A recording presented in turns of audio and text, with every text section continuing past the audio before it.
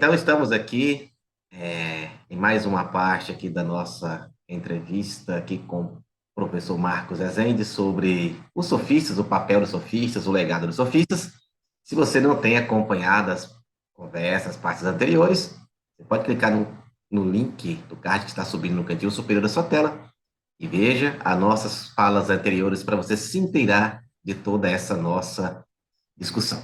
Nas nossas falas anteriores, você que está em outros vídeos anterior a essa, é, nós falamos aqui, o professor Marcos trouxe aqui, né, como que é a sofística, como que ela é estudada, né, o número de pessoas que estuda, a divulgação, né, ainda infelizmente predomina essa narrativa da sofística, descrita por Platão, né, no sentido pejorativo, né,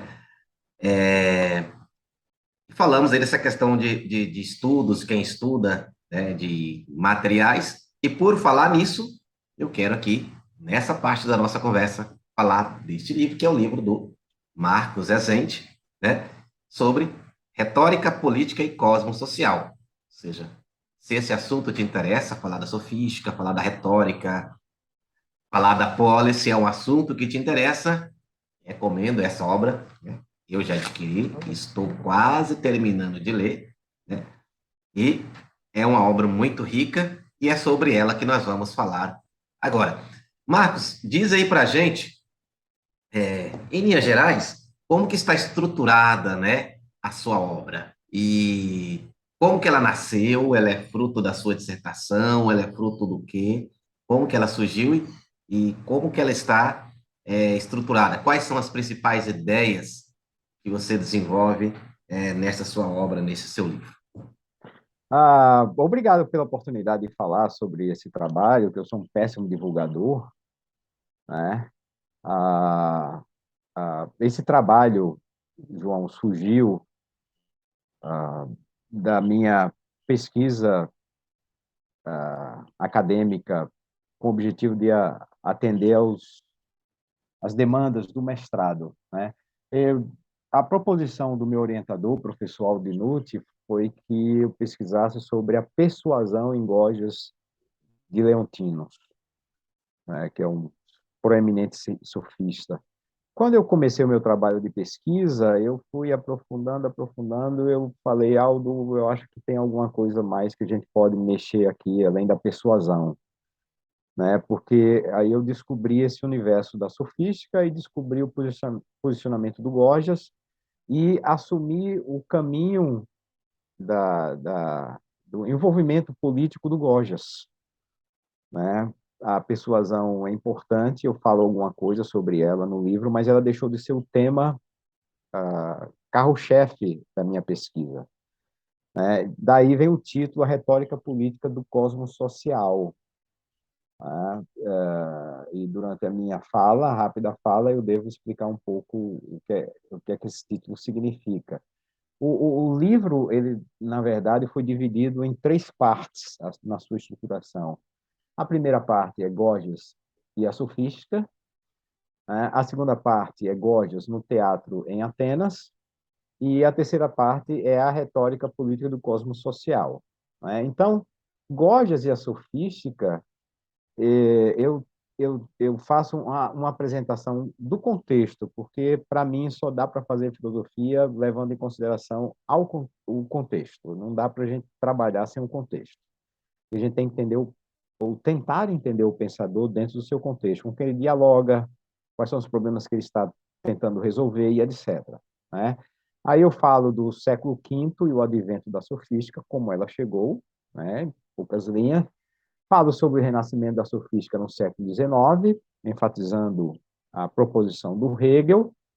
E o terceiro tópico, dentro dessa primeira divisão, é identificando Gorgias, filósofo, retor e político, porque na literatura, né, acadêmica, nos comentadores, eles enfatizam muito Gorgias, filósofo e retor, mas O não que é esse enfatizam. termo retor? Retor é o especialista na retórica, né? É o cara que é Ah, tá. especialista na retórica, né?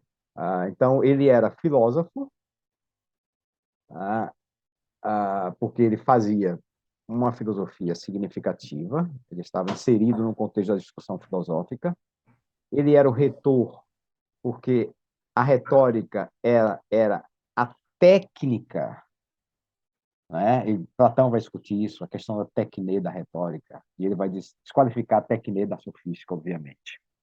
Né? Mas os sofistas viam a retórica como uma técnica, né, que era importante na elaboração filosófica. Lembremos-nos que a produção filosófica do sofista era uma produção dialógica, não era a produção do gabinete, não era a produção do cara sentar e começar a escrever, tá? Era uma produção dialógica. Essa produção filosófica, ela nascia e era alimentada e era construída a partir do diálogo. Né? Aí alguém vai dizer, mas isso você está falando de Sócrates. Não, eu estou falando da sofística. Né? Então, por isso que a retórica tem um papel predominante na sofística. Deixa eu te colocar aqui só uma pergunta, Oi, diga.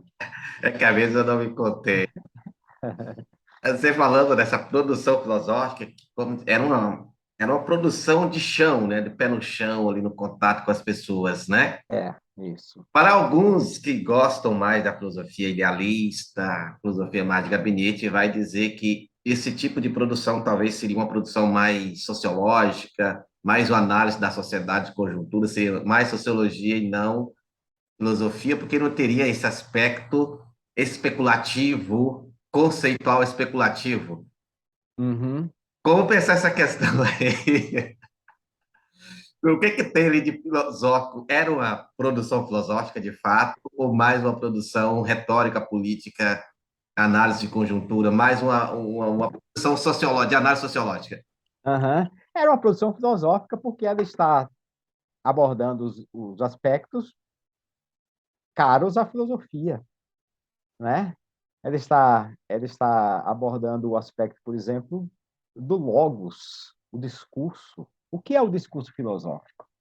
A filosofia é discurso, a filosofia é logos, e a sofística está tratando desse logos, né? Só que a sofística está situando o logos é, dentro de uma perspectiva de construção comunitária, né?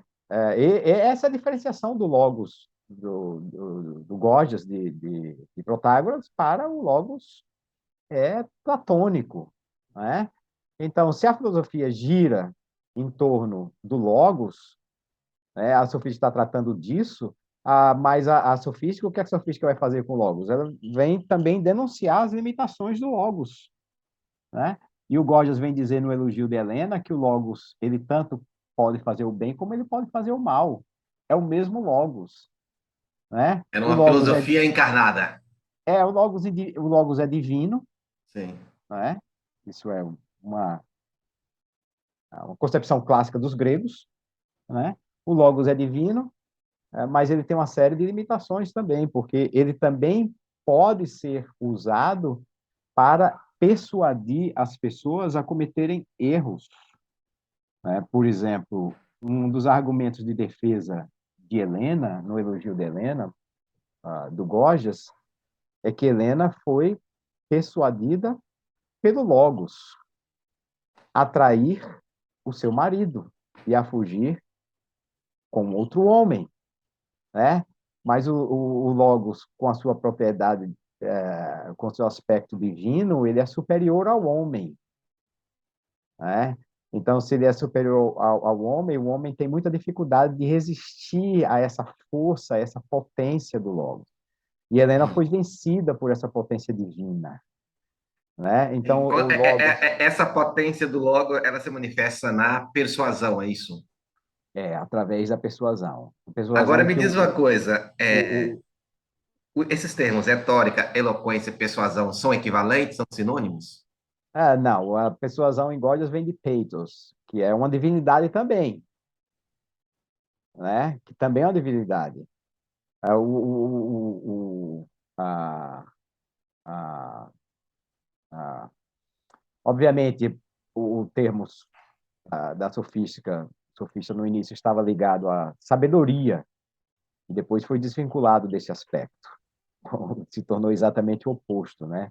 Então, se a gente quiser fazer um link entre esses aspectos, a gente pode fazer algum link, mas porque tudo na verdade está ligado à divindade, assim como também o Eros, né? O Eros também, ah, que é uma divindade, também foi decisivo nessa questão da fuga de Helena, porque o Eros também persuadiu Helena, seduziu Helena a se apaixonar por Paris, né?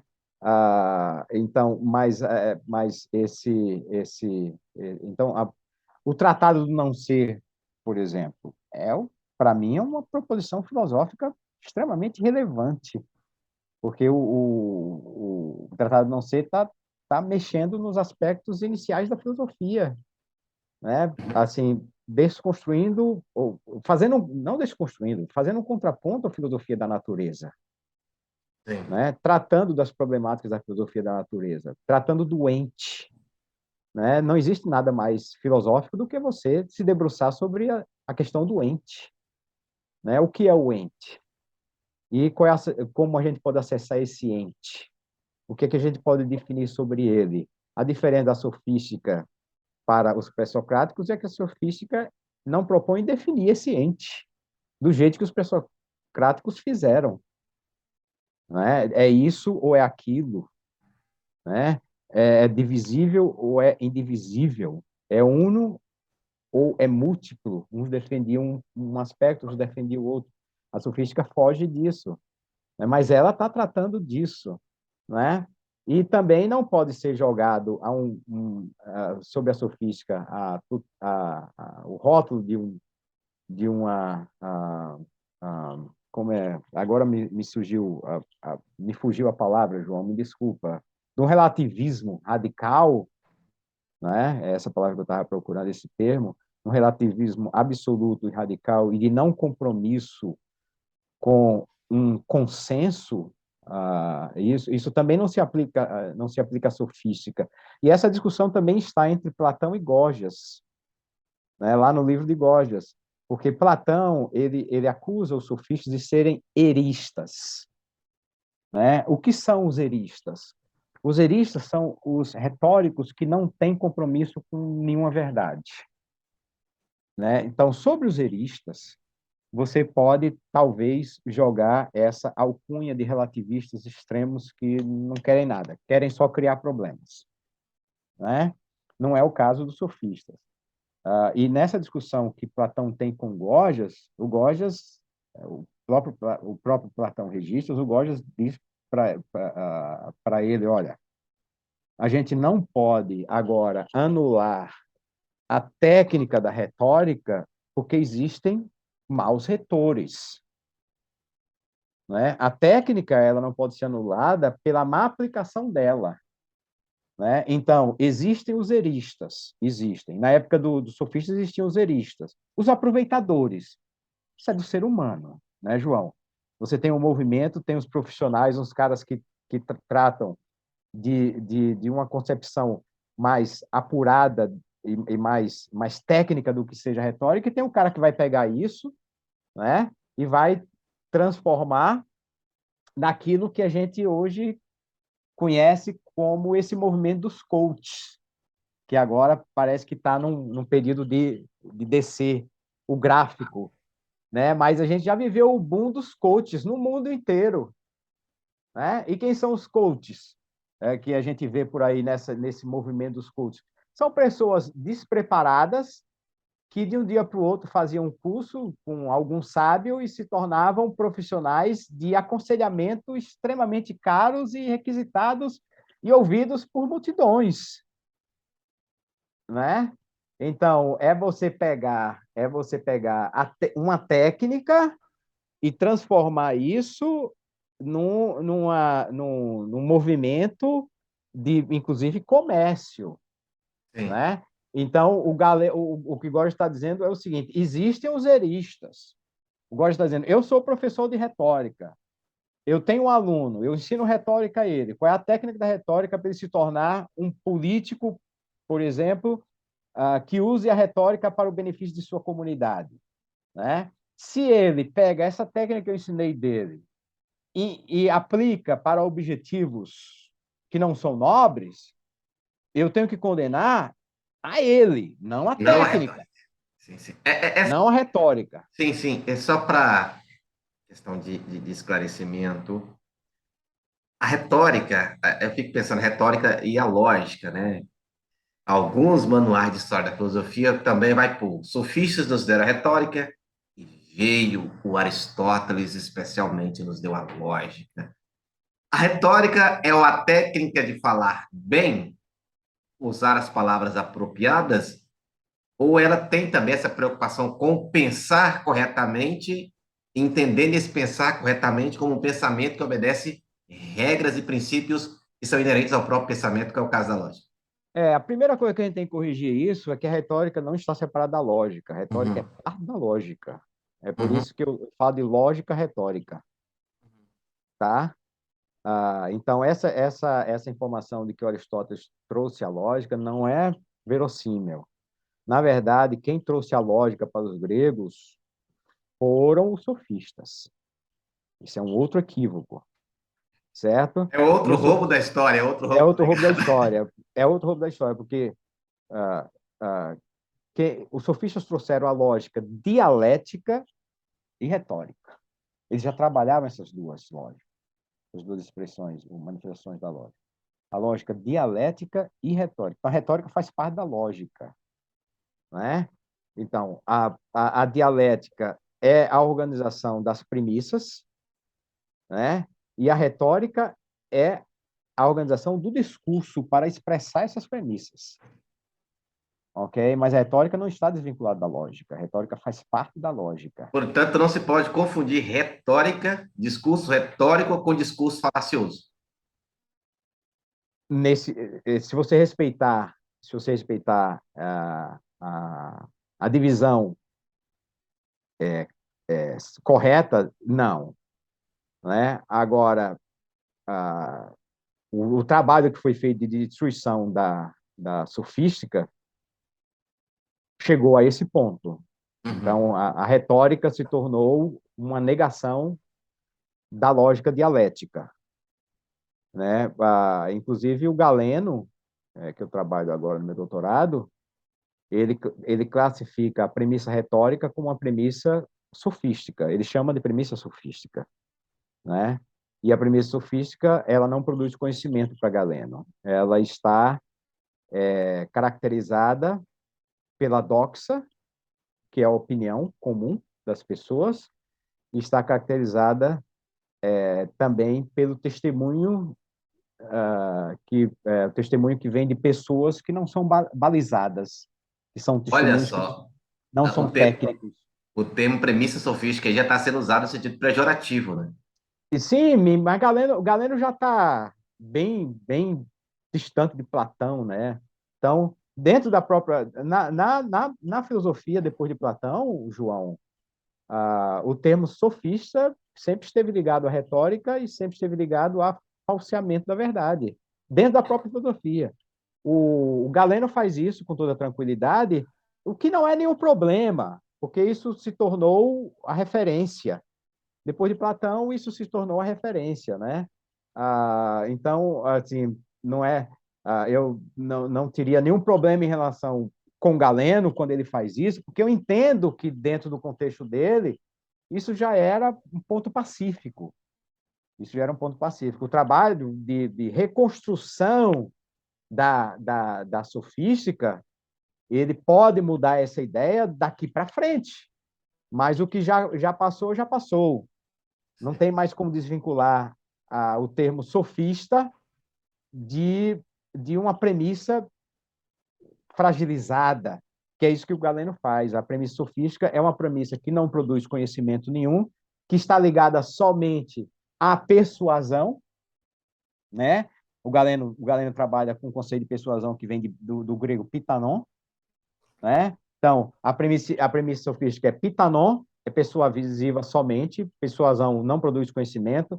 Ela é doxa, porque ela está ligada às pessoas comuns, vem das pessoas comuns, e também a testemunhos não balizados, testemunhos não científicos, não técnicos, não, entendeu? Então, tudo isso já está construído, né?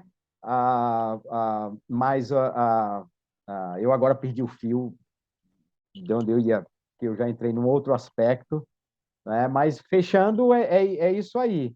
Sim, sim, A sofística está ligada a esse aspecto negativo e o que está para trás, está para trás. Não tem o que a gente mexer, sim, né? O que a gente tem que reconstruir. sim. Ainda falando aqui da estruturação do seu livro, esse assunto você trabalha no segundo capítulo, né? A questão do logos, da persuasão, o discurso de Góes no teatro. Isso. Cairós e a verdade comunidade. Cairós é o tempo apropriado, é isso? O Kairos é o tempo apropriado. Esse daqui é um tema muito próprio muito caro para o Gorgias, muito, muito importante, né? A gente poderia passar um tempo só falando sobre ele, né? O momento oportuno o momento, o Kairos é o momento em que a comunidade faz a leitura da situação e, a partir dessa leitura, existe uma decisão, né? É por isso que o tópico é o Kairos e a verdade comunitária. Por quê? Porque a verdade na sofística não é mais a verdade do indivíduo, é a verdade da coletividade, Ela parte do é a indivíduo, verdade da mas polis. ela é burilada na comunidade. Ela parte do indivíduo porque ela é subjetiva. Ela tem, Sim. ela tem que passar por aí, ela é subjetiva. Ela parte do indivíduo, mas ela se manifesta comunitariamente E é atestada ou refutada, sei lá, pela comunidade, não é? pela comunidade. Então, essa É. ideia de que eu construo a minha verdade e para mim é assim, para você é assim, tá todo mundo bem, cada um pensando, isso não procede na sofística. Não, procede também, porque a comunidade ela está em diálogo, que significa confronto também. Você sempre vai ter grupos antagônicos nessa discussão. Você vai ter João, que tem uma determinada leitura, e vai ter o Marcos, que tem uma outra determinada leitura, né? E essas leituras vão ser avaliadas pela comunidade, nós vamos entrar em diálogo, nós vamos trazer a nossa proposição, vamos argumentar, e a comunidade vai participar desse diálogo e a comunidade vai decidir. Tá? Então, veja bem, a, a, a definição de um posicionamento não implica necessariamente a eliminação de um outro posicionamento. Sim, sim, mas o que eu quis dizer é o seguinte, que eu acho que eu não me expressei bem, é que não há um solipsismo aí na produção da verdade. Para mim, sou eu e eu mesmo, e pronto, não quero. Se para você essa caneta é rosa, para mim é azul, é azul. Para você é rosa, então é rosa. Então pronto, você fica com a sua, eu fico com a minha. Não há isso, né? Não é bem isso. Há esse, ou seja, há o confronto, né, de defesas, e não é simplesmente uma aceitação, você fica com a sua, com a minha, mas há um confronto, e a comunidade vai atestando qual é a mais plausível. A mais possível para aquele Sim, momento. Lembremos, é circunstancial, sim, é temporária essa verdade. Ela pode mudar.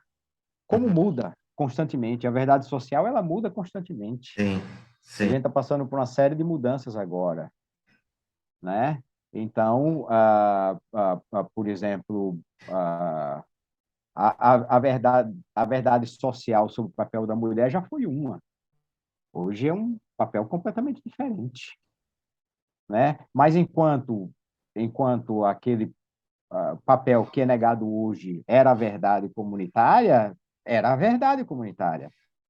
Se certa ou errada, é isso que faz parte do processo de mudança social, de amadurecimento social, de amadurecimento dialógico que a sofística propõe, Sim, e isso, né? olhando aqui no capítulo do seu livro, estou aqui com o seu livro em mãos, vejo que você, lá no terceiro capítulo, que você vai falar na retórica política do código social, e tem aqui a verdade metafísica, nada é, Uhum. desejada é a verdade do cosmos social. E, então, é essa verdade comunitária, não é que você está falando? É, é essa verdade comunitária. A verdade metafísica nada é quando eu trabalho o texto do Tratado de Não Ser. né? E a verdade desejada é a do cosmos social, é exatamente isso aí vem do primeiro parágrafo do Elogio de Helena, né? Ah, esse primeiro parágrafo está no capítulo 2, está no início do capítulo 2. Se você for lá, você vai. Ah, deixa eu ver aqui, indicar aqui a página para você. Está na página 48 do livro, né? Eu vou ler aqui só o parágrafo 1, né? O Gorgias diz assim, isso aqui é também a tradução do professor Aldo Dinucci, né? O Gorgias diz assim, o parágrafo primeiro do Elogio de Helena: a boa ordem da cidade é a coragem dos seus cidadãos, a do corpo, a beleza, a da alma, a sabedoria, a da ação, a excelência, e a do discurso, a verdade.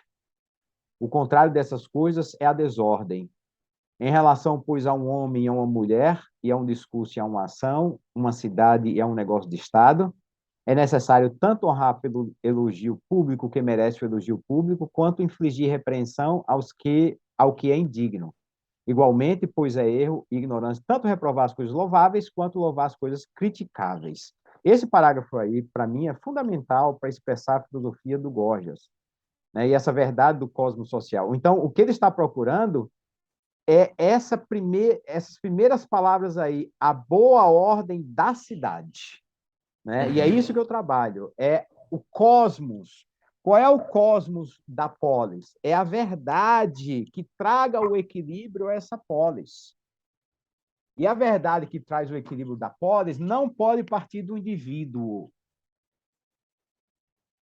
tem que partir da comunidade, porque quem tem a leitura da verdade comunitária é a comunidade, não é o indivíduo, não é o líder político. O líder político ele tem que ser a expressão dessa verdade comunitária.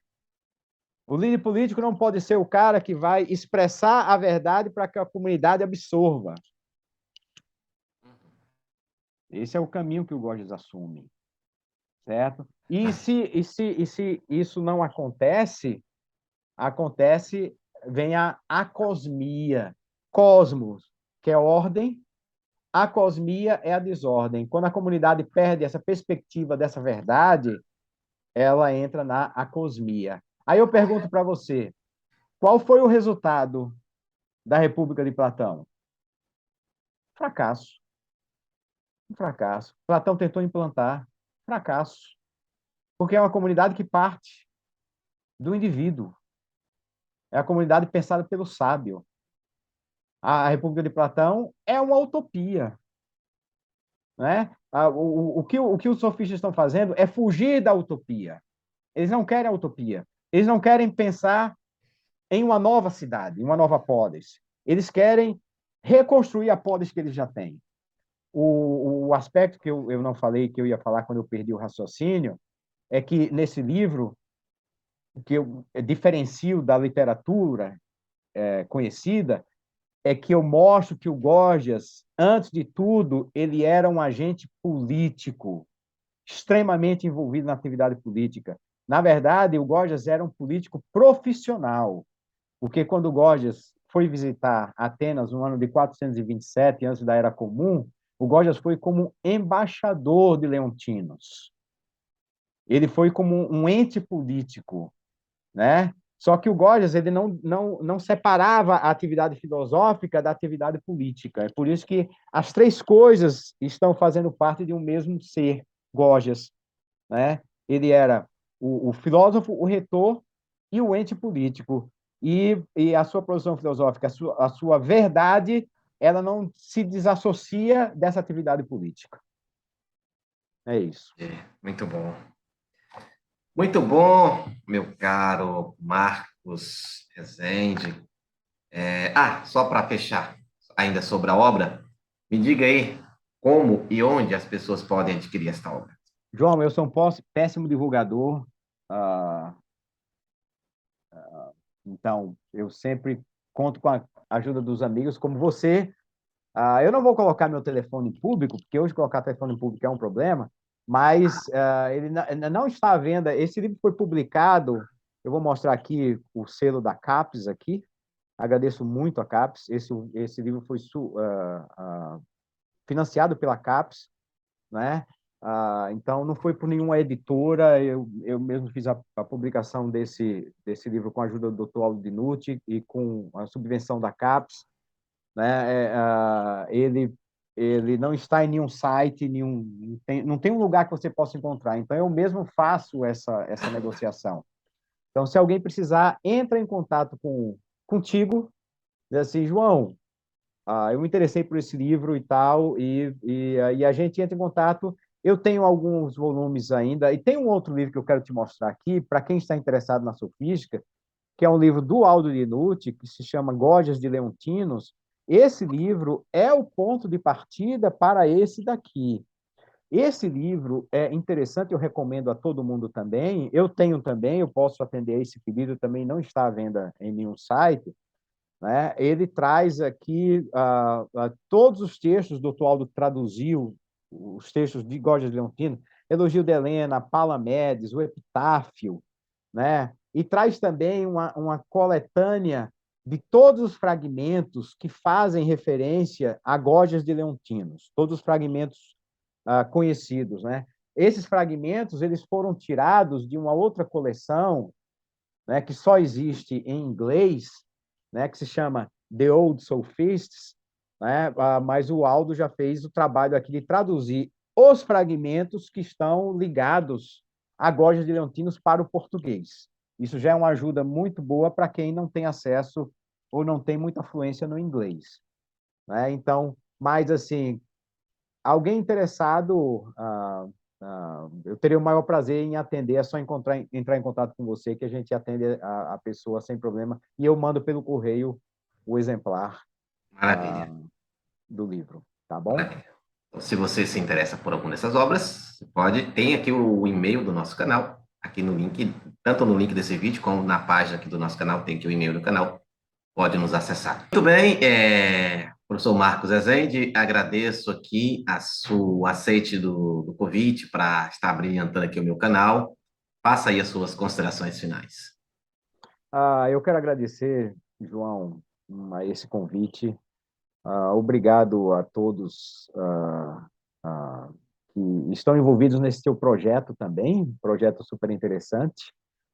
Você acaba se tornando um divulgador da filosofia e um ouvido atento a tantas coisas diferentes que a filosofia pode fornecer para a sociedade. E a sociedade precisa de pessoas como você, João, para tornar acessível tantas coisas que a gente faz no mundo acadêmico e que ficam, infelizmente, às vezes atrás da porta do mundo acadêmico, desse mesmo mundo.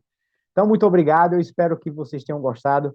Eu não estou trazendo nada que seja definitivo, tudo isso é pesquisa, a gente está sempre amadurecendo, né? Estamos abertos ao diálogo, aos contrapontos, inclusive, né? Para a gente aprender um pouco mais. E um abraço a você e a todos os nossos ouvintes e que você continue fazendo sucesso aí na sua empreitada. Muito obrigado por tudo.